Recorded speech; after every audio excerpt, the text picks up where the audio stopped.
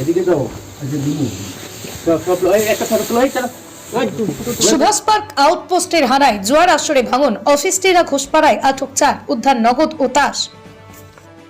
খোয়াই শহরে জুয়া খেলার বিরুদ্ধে পুলিশের তৎপরতা আরও জোরদার। গোপন সূত্রে খবর পেয়ে সুভাষ পার্ক পুলিশ আউটপোস্টের ইনচার্জ রঞ্জিত সরকারের নেতৃত্বে গতকাল রাত প্রায় 10:30 অফিস টিলা ঘোষপাড়ায় অভিযান চালানো হয়। পুলিশ সূত্রে জানা গেছে, অফিস টিলা ঘোষপাড়ায় মণি ঘোষের বাড়িতে জুয়া খেলার আসর বসেছে। এমন সংবাদের ভিত্তিতে মহিলা থানা ও সুভাষ পার্ক আউটপোস্টের যৌথ দল সেখানে হানা দেয়। অভিযানে 710 টাকা নগদ অর্থ ও জুয়া খেলার তাস উদ্ধার করা হয়।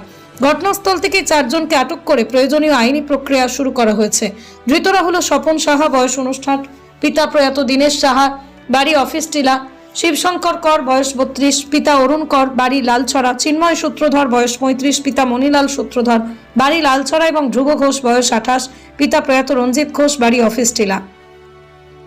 এই ঘটনায় ফের একবার খোয়াই শহরে জুয়া খেলার রমরমা নিয়ে প্রশ্ন উঠেছে। স্থানীয় বাসিন্দাদের অভিযোগ, কোহিনুর মাছবাজার সহ শহরের একাধিক এলাকায় নিয়মিত বড় অঙ্কের জুয়ার আসর বসেছে, অথচ মূল অভিযুক্ত বা তথাকথিত রাঘব বোয়ালরা এখনো ধরাছোঁয়ার বাইরে। সাধারণ মানুষের দাবি, জুয়ার বিরুদ্ধে আরও ধারাবাহিক ও কঠোর অভিযান চালিয়ে মূল চক্রের হোতাদের গ্রেপ্তার করা হোক। পুলিশ প্রশাসনের পক্ষ থেকে জানানো হয়েছে, বেআইনি জুয়ার বিরুদ্ধে অভিযান চলবে।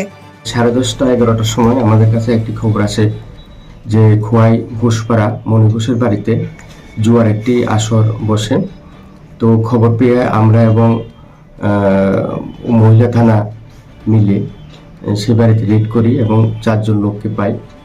যখন তারা তাস দিয়ে জুয়া খেলছিল, তাদের সাথে আমরা 710 টাকাও পাই। তো আমরা তাসগুলি এবং টাকাগুলি সিজ করি এবং তাদেরকে অ্যারেস্ট করি 12 TG অ্যাক্টে অ্যারেস্ট করে আমরা থানাতে নিয়ে আসি। তো এরকম অভিযান কি আগামী দিনেও জারি থাকবে? দেখুন, খোয়াই শহর এবং সংলগ্ন এরিয়াকে সুষ্ঠু শান্তি রাখার জন্য আমরা মদের বিরুদ্ধে, গ্যামলিংয়ের বিরুদ্ধে, ড্রাগসের বিরুদ্ধে সবসময় অভিযান জারি থাকবে।